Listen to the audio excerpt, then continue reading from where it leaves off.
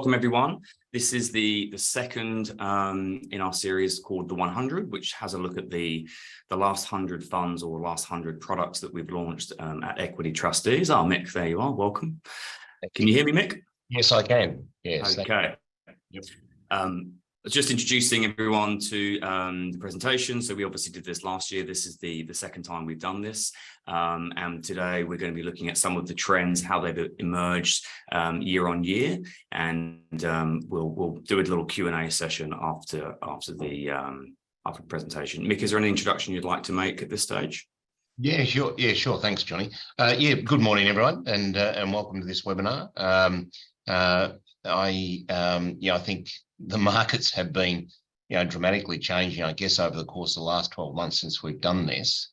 And what that means is there's, significant change going on in terms of the types of investment vehicles and the investment strategies and asset classes that are being used by investors. And I think that'll continue to be the case over the next sort of 12 to 24 months, particularly as we see, a new level of interest rates being achieved, inflation sort of embedded for a period, at least in Australia, you would think, and some pressure on equity markets. And that causes, funds managers and investors to change their appetite for different types of asset classes. So I'll hopefully share some great, useful insights with you this morning.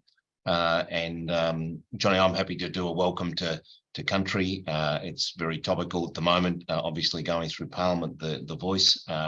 Equity Trustees has a very big footprint across Australia in terms of providing investment and trustee services to Aboriginal and Torres Strait Islander communities, which we're very proud of.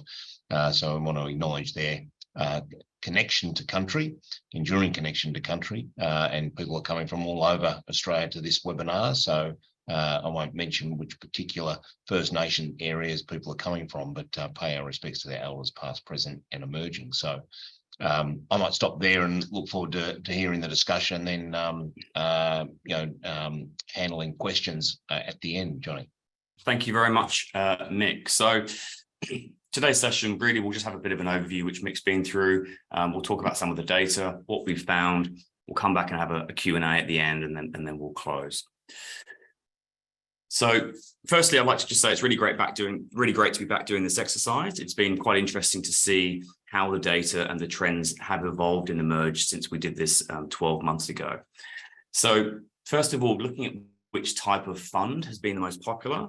Now, this is kind of similar to what we saw last year, as was the case last year. Out of the 100 vehicles that we've launched, we can see that there's a clear trend here for our clients looking to set up registered managed investment schemes. So more than 50% of the funds that we've launched are registered funds, closely followed by unregistered managed investment schemes at 34%. 12% of these funds are exchange traded funds, and we've also seen some IDPS and listed REIT come to market as well. I think the interest in the listed vehicles, particularly dual registry funds and active ETFs, really has continued to grow in the last 12 months. And we're currently setting up a number of new ETFs, both on CBOE and the ASX, which will come to market quite quickly. Interestingly, a number of those aren't new products. They're actually conversions of existing funds, but looking to move into the dual registry process. Turning to where the money is in terms of the wholesale or the retail or the platforms, again, we can see a real clear theme here that most of these products are looking to attract retail money. And really, that's just given the additional distribution options available to the fund managers and obviously having more compliance. We can see that a great number of the funds being established really to provide retail money can either be directly retail or indirectly retail. So that's through the wealth platforms such as Hub, NetWealth, PowerApp and things like that, or even via the listed channels such as the ETFs, which I've just mentioned. 70% of the funds that we've established are now looking to attract the retail or indirect retail money. So which types of funds have been most popular? Like I said, it's really the registered products, then unregistered. And I suppose that the theme we're seeing there really is that people are trying to attract retail money. Having a look into why people are trying to attract the retail money, we can see that there's a clear preference here. ETFs do continue to be the most popular product fund managers, and really that's for them looking to extend their product offering, while others are looking to try and democratize asset classes that previously weren't available to retail investors. So we've seen that in a couple of ways, either clients who are setting up funds more in the alternative space, really, where they're sort of feeders on through the major platforms. So they might set up a registered product, and that's getting the indirect retail, or going through ETFs. So we're seeing managers launching fixed income products and alternative funds, and really trying to push the boundaries on asset classes that previously just weren't available to the retail market. We saw during COVID the rise of the younger investors through their smartphones and applications. So I think really the key here is providing access to that future generation of investors is becoming really, really quite important and more paramount. And we're definitely seeing our clients are designing products that suit the younger generation who are about to inherit an enormous amount of wealth from the boomer generation. Wealth management platforms are now exceeding over 1 trillion in funds under administration, which is just an extraordinary amount of money flowing through the platforms. And there's a clear trend now for our clients really designing products that are fit for purpose on the platforms. That's becoming the norm. Now, that could be gating or liquidity provisions to provide more liquidity for retail investors. It could be a registered fund for some platforms. It could be daily price funds as opposed to monthly price vehicles. But I guess the trend that we're seeing there is that clients are really thinking about product design to get access to those wealth management platforms. We're seeing that the typical fund manager journey really is going from wholesale initially, which is less barrier to entry, potentially less costs, less compliance, then moving to a platform product, and then ultimately direct retail or an ETF. So that seems to be the typical journey still that we're seeing. The registered vehicle, it should be pointed out that is sometimes still used at the investor request. So it may be that large super funds or large institutional investors would rather have the additional compliance of a registered scheme, even though it's not directly attracting retail funds. And also some of the platform products do require a registered vehicle with a PDS. So we are seeing registered funds with a responsible entity, even though the underlying investors might be wholesale in nature.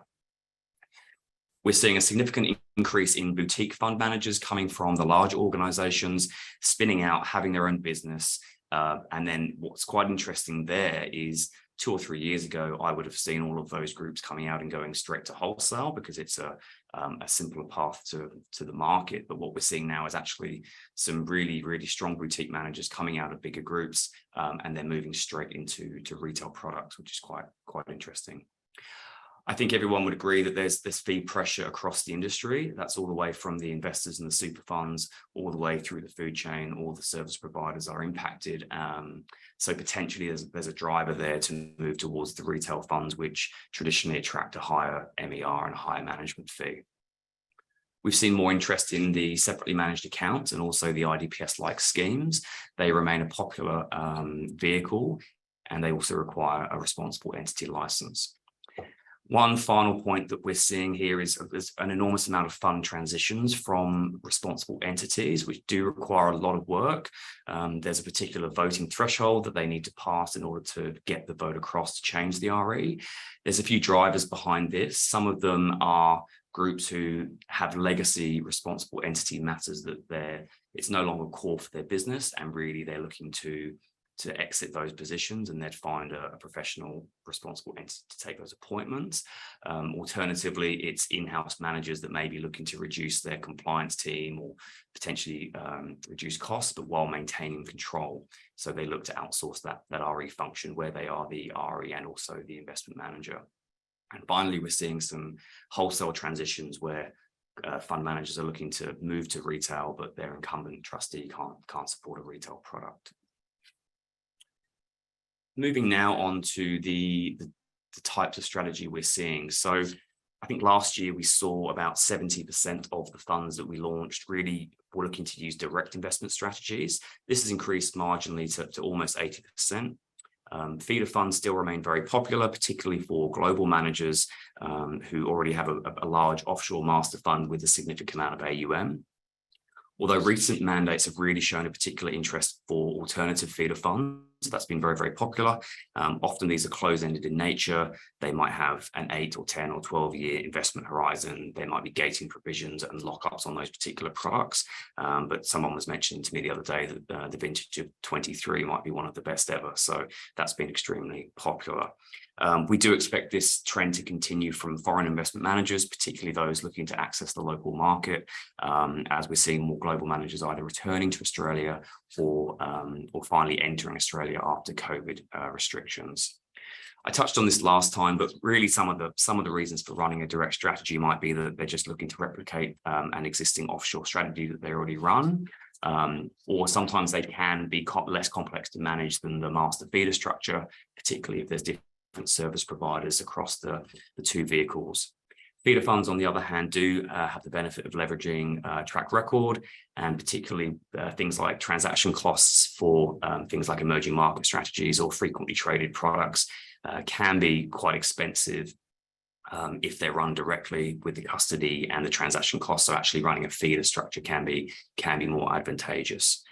It is worth pointing out, though, that there's always tax considerations to be thought of, particularly CFC tax issues when looking at the master feeder structure. So it's always important to get good tax advice when setting up the vehicle. In terms of the classes, whether clients are using multi-class or single classes, this is very similar to last year. 80% really still relying on that single unit class for their products. I think where clients are using multi-classes, it's normally around hedging or just trying to achieve a greater market coverage in a more cost-efficient manner rather than setting up two separate vehicles. Turning now to the hedge fund and any emerging themes that we're seeing. So when we talk about the hedge fund, we're really seeing whether it qualifies under RG240 by passing 2 of the 5 tests, being performance fee, derivatives, shorting, leverage, and complexity of the product. So I think it's quite interesting. Last year, we had 1/4 of our funds were actually qualifying as hedge funds and required a long form PDS. This is reduced to only 16% at the moment. I think having a look through the data, really the funds that do qualify really mainly using derivatives in various forms just to achieve better returns and really access asset classes that otherwise wouldn't have been available to them or their investors. In terms of fund themes and the thematics, this is growing since last year. So we're now seeing that 1 in 5 products that we're launching do have a responsible investing lens to it. So we can see there 10% of the vehicles were ESG. We had some ultra ethical code of governance or Sharia compliant funds. We have sustainable development goal funds. We're seeing impact investing coming back. We're also seeing carbon neutral products coming to market. So I think this is a really positive theme in that 20% now do have this lens. And on that point, to talk more about our responsible investing trends, my colleague Delan Ashton, who's the General Manager for Responsible Investing, has kindly offered to share her insights. Delan. Thanks, Johnny. And so those trends that you've pointed out there in ESG and sustainable investing is certainly what we have been seeing in the market more broadly. And what we have seen is that responsible investment market has grown to over $1.5 trillion. So strong growth on previous years, and responsible investment offerings now represent over 40% of all total professionally managed offerings in Australia. So what's clear is that investment managers are really becoming more sophisticated in the different types of responsible investment practices that they're using. And it's certainly progressed from simply screening out companies based on a set of ethical values or incorporating ESG risks and opportunities. But we've seen more of a progression to investment managers focusing on more sustainable solutions and driving forward positive impact. And we have seen that flow through in the different types of investment offerings being developed. And that trend has really been driven by investors or your clients. And, investors are becoming more passionate about allocating their capital towards sustainable solutions that matter to them and driving forward impact. And that's clear that trend is coming through. So on the chart, we can see that in a little bit more detail. And what we've seen is strong growth in investment managers using active engagement as a core responsible investment process. And what that means is they're trying to drive forward positive impact by using their access to company boards and management teams, and also their proxy voting rights to push companies for better performance on ESG issues. Another area where we're seeing strong growth is investment managers, developing products in sustainable investing. We've seen that double to 161 billion over the last couple of years, and we expect that trend to continue. The main thematic there is on climate change, which is not surprising as we push forward to reach net zero by 2050. And then also another thing coming through is on impact investing. So that's still relatively niche in Australia and still at very early stages of development. It's estimated the market was around $30 billion at the moment, but we expect that to triple over the next couple of years. So certainly an area of focus moving forward. But what is clear as well is, with the increased attention on responsible investing and, increased fund launches, is ASIC have moved their focus towards these offerings. And they released their information sheet around 12 months ago on how fund managers can avoid greenwashing. And they've really ramped up their surveillance on funds and also companies since the release of that information sheet. So they're focused on funds making net zero claims. They're focused on companies fund labeling and making green statements and using certain terminologies. So it's certainly a focus, and we've seen that a lot in the press as well. But despite the increased regulation and attention on responsible investing, we do certainly think that it's a key theme moving forward, and the growth will continue to progress. And I'll hand back to you, Johnny. Thanks. Thank you, Dilan. Having a look now at the different types of asset classes that we support here at Equity Trustees. So we can see that there's an enormous spectrum of asset classes available that our clients are setting up product for, and there's just really not a lot of probably exposure that we not asset classes we don't have exposure to. It's a very broad range here. We can see in the last 100 products launched that equities and fixed income were probably the most popular. Almost a third of products were either global or domestic equity, and another third fixed income, both global and domestic. Looking further into the sort of asset subclasses there, and I haven't listed all of them, but just to give you a flavor of what some of our clients are investing into, we can see we've got products there with exposure to venture capital, pre-IPO funds, commodities, quant, and even private credit strategies, just to name a few. So a very, very broad range of asset classes there. Looking into the asset class diversification, I think really the key here is product differentiation. There's thousands of managed funds available in the market. So having diversification, having product differentiation is becoming very, very critical to really be able to attract the flows. As I mentioned, we're seeing more fixed income products coming to market, and Mick touched on this earlier. This is due to the rise of interest rates in Australia. We're seeing more corporate bonds, government bonds, ABS notes, and securitization warehouse issuances coming to market. And we're seeing some interesting and innovative products that leverage off of that, whether that's a domestic fund with those products direct, or whether they're a feeder fund into an offshore vehicle. But we expect that trend definitely to continue. There's a lot of demand for those products at the moment. Private credit and private debt is back in vogue. It's very popular. We're seeing a lot of funds being launched, particularly around offshore feeder funds that we're looking to launch with US and UK managers. The senior secured loans is probably one that we're seeing the most interest in at the moment. Alternative products do remain very popular. We've seen commodity funds, infrastructure funds, FX funds, and quant strategies coming to market, and we expect that trend to continue. The emerging market strategies have been not as popular, I'd say. Japan and China strategies are being looked at by some of our managers, but we haven't really seen anyone really taking off in that space. So it'll be interesting to see if any of those markets really come through in the next 12 months. 12 to 18 months ago, venture capital and pre-IPO funds were extremely popular. We had a number going to market, but a lot of them actually sort of stalled or didn't raise a significant amount of AUM, and then the flows have been quite limited on those products. So we don't expect to see many of those really coming to market in the near future. Interest in digital assets has really stalled. 18 months ago, there was an enormous push to try and democratize digital assets and put them into retail vehicles. Now, I think pending clearer regulation from the SEC and also ASIC in Australia, I don't think we're going to see an enormous amount of digital assets products coming to market until there's a bit more stability around the regulation there. So I suppose the key is what we're really seeing is that product differentiation is top of the agenda for all of our clients. This slide here really just, I guess, gives a slight overview in terms of the different strategies that we're seeing. We can see there that our clients are using all the major strategies, really from passive to active, growth to income. We don't have the performance data for all of these different strategies just yet, but it will be quite interesting to see how these evolve and who's the most successful in the next 12 months. One thing that we might see next year would be potentially a strategy around AI investing with the emergence of things like ChatGPT. So we'll see how that pans out.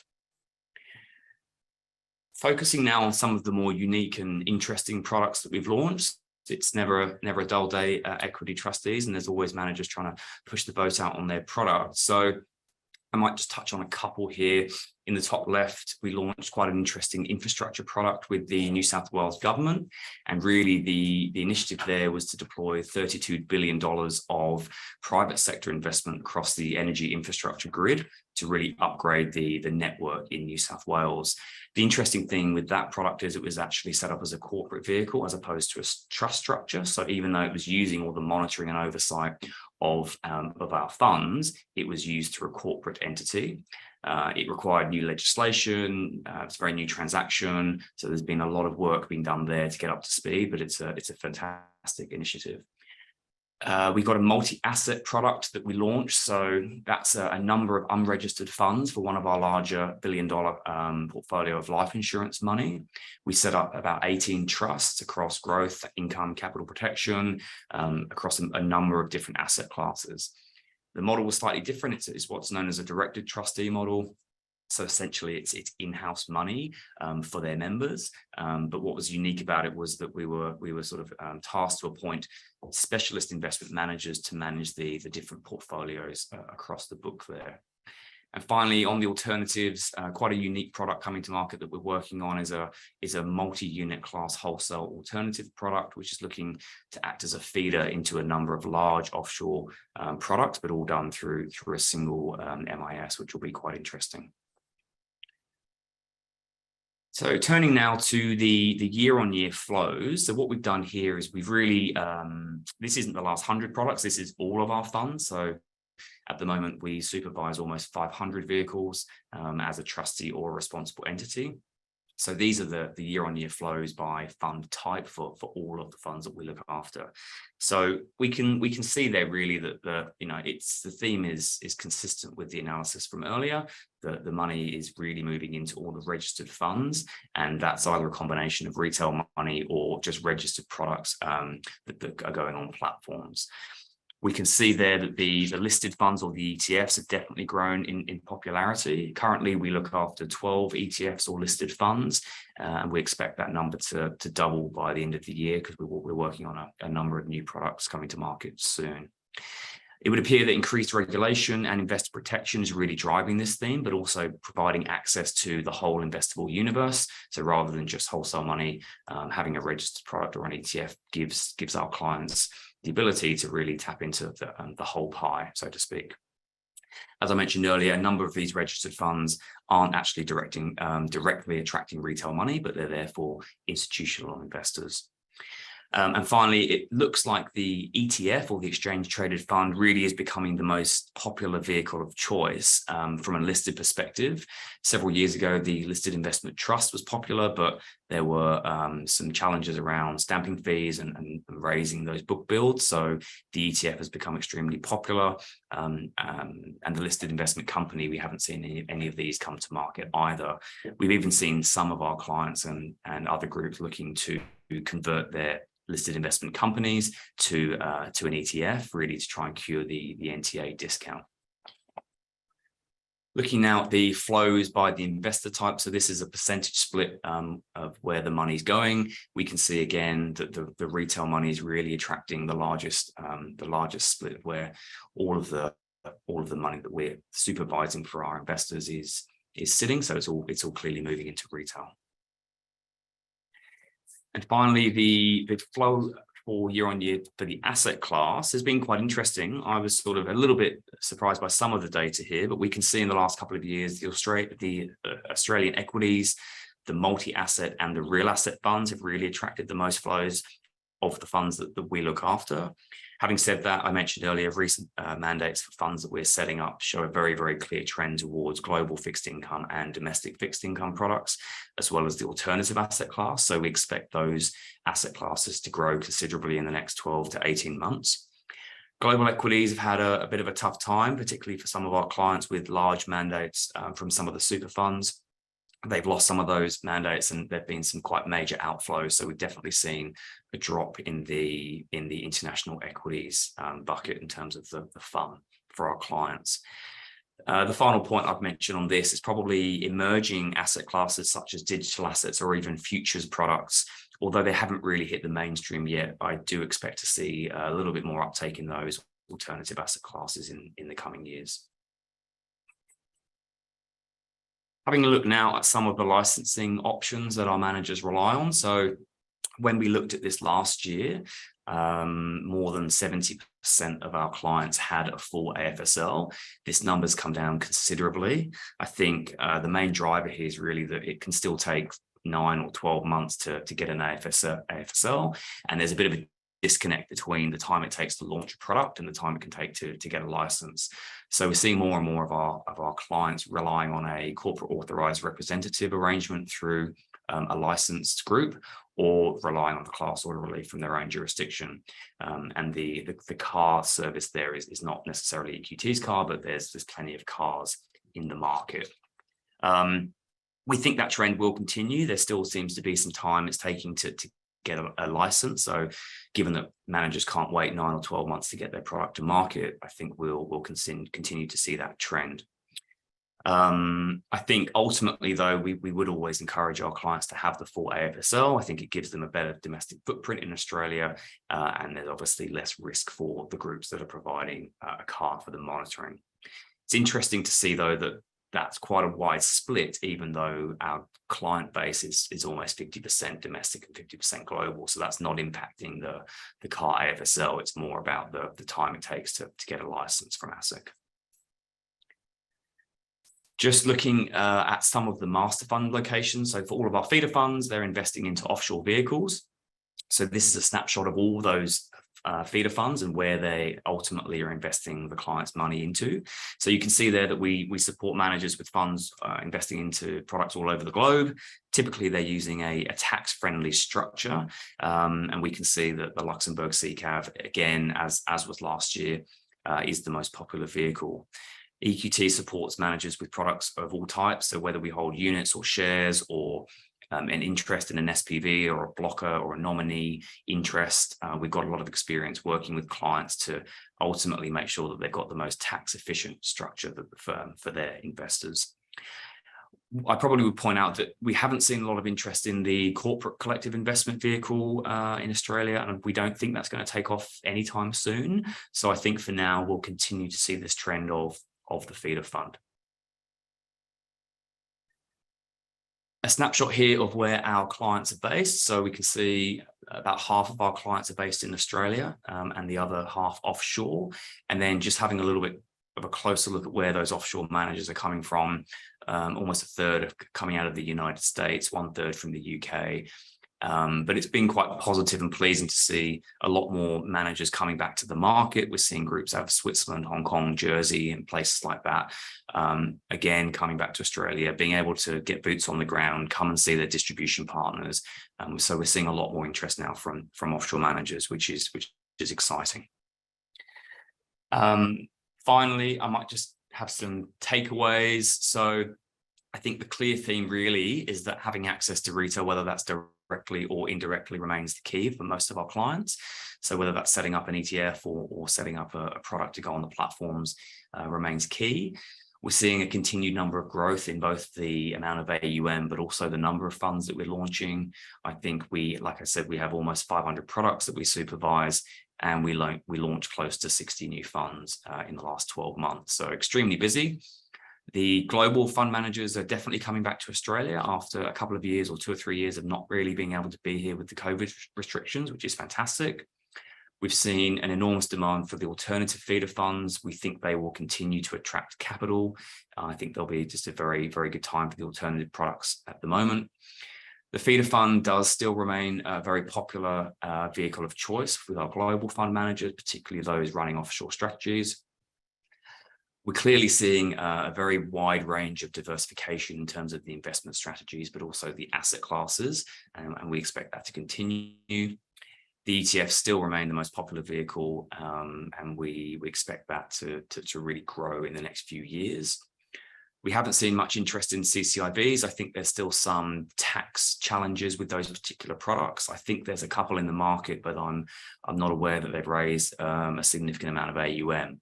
But it might take a rather large global manager to come to Australia to really get that cracking. But until that happens, I don't think we'll see an enormous amount of interest there. As Delan mentioned earlier, we're seeing a big rise of ESG related products with a responsible investing lens, which is fantastic to see. And there's absolutely no doubt that will continue, probably to the point where if our managers aren't looking at ESG very, very closely, they potentially might get left behind. Fixed income products, extremely popular, particularly with the rising interest rates. I think there's going to be enormous demand for credit and private debt groups out there. So I think we'll see that trend to continue. And as I mentioned earlier, boutique managers coming out of larger organizations, there's a lot of pressure on fees and REM structures, and we think that will continue, and we're very happy to support those groups. That's all from me, and I might just stop sharing there, and then we can move to a Q&A. So thanks for that presentation, Johnny, and also Delan earlier on. So there is a lot of change going on in the market. So we've got a couple of questions that have come through. So I'll start with the first one. The first one is, are the SMAs predominantly single sector portfolios or multi-asset class? So I think that's probably a good question for you, Johnny. Thanks, Mick. Look, the SMAs that we're seeing, Matt, it's interesting. Some of them are offering a full suite of products. So they're offering managed accounts, cash, term deposits, equities, the whole spectrum. But then I've also seen a couple of very bespoke products coming to market, which are really just aligned to supporting the particular individuals that those managed account groups look after, and they're not offering the full suite. They're really just offering cash and term deposits. So I'd say it's a bit of a mixed bag there, Matt. Rightio. Good, thank you. The next question is, has there been much movement with REITs, especially given the chatter about property fluctuations? Perhaps I'll take that one. Look, there is a lot going on in the real estate markets generally.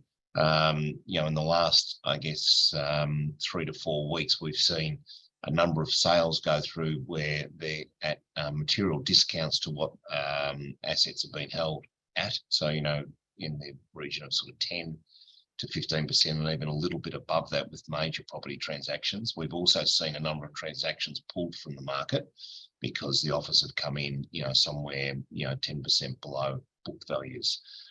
I think there's also been some reports in the paper that APRA is looking very closely with how the superannuation funds are valuing their unlisted property. So at this point, the REITs markets are down. Yes, the global REIT market's down something like, I think, 15% or so in the last 12 months. In the Australian REIT market, something similar or a bit less.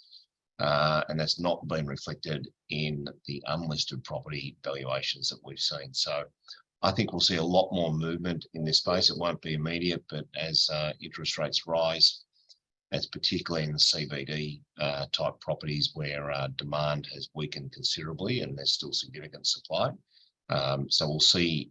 I mean, I think, ultimately we will see more movement in this space, but we're going to have to see valuations come down before that happens. So expect to see more change in this space, I think, over time.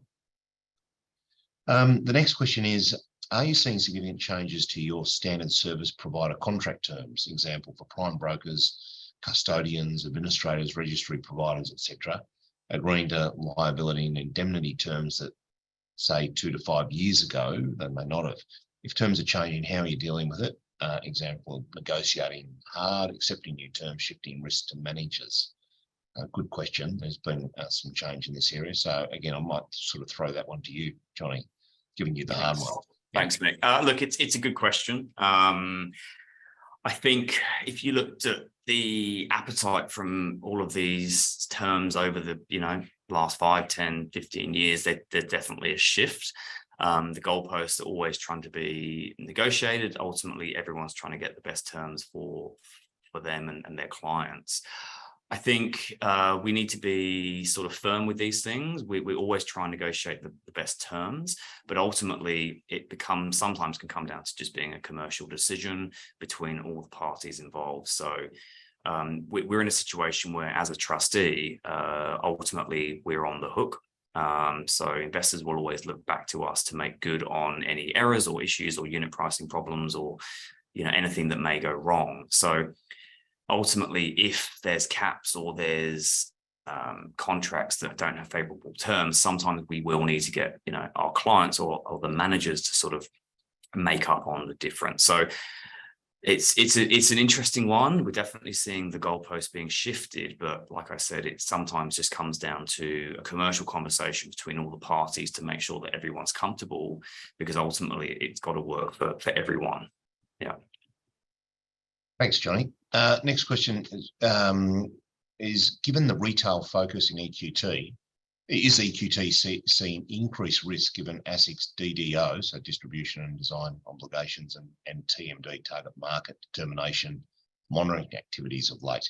I'll perhaps take that. I think, look, the answer to that is yes, there is increased risk because ASIC's been very active in this area, and in fact, did a whole review of the industry and has come up with, if you like, recommendations as to how disclosure and TMDs should be handled in the future, and the Financial Services Council is working on updating the industry templates in this respect. It does mean increased risk because if you're named in these situations and a product needs to go off sale, right, it's reputationally damaging. I think the industry's done a pretty good job, in sort of first 12 to 18 months of implementing DDO and target market determinations. I think, everyone should be really, I guess, diligent about how they're defining those target markets. And if, I guess the tendency is to try and keep them as wide as is possible, because it's very difficult to determine an individual investor's needs exactly.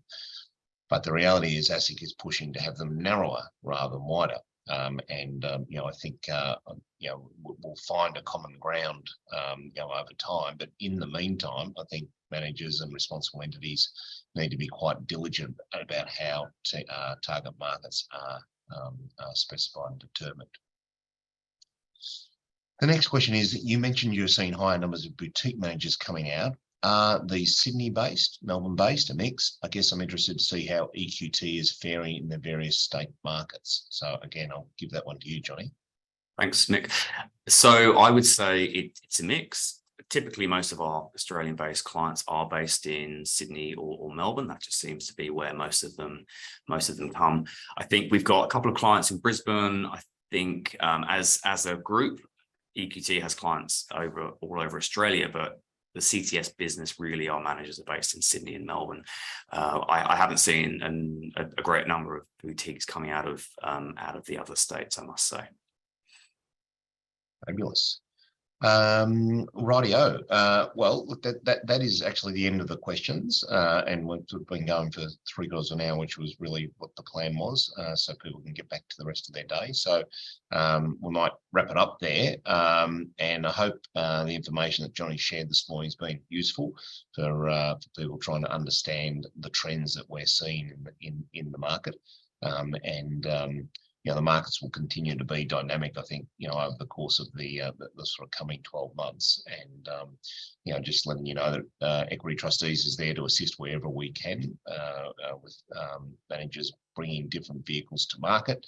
And also, you know, with some of the challenges that we're seeing with ASIC in the way products are described in disclosure, and as Delan was talking about before, particularly in the ESG area. So, you know, we're happy to help wherever we can, joining the team, and Russell Beasley as well. So thanks for your attendance this morning. I have just one last question. We can get a copy of the presentation materials. We'll make them available, you know, as soon as we can after this presentation. So thank you. Enjoy the day.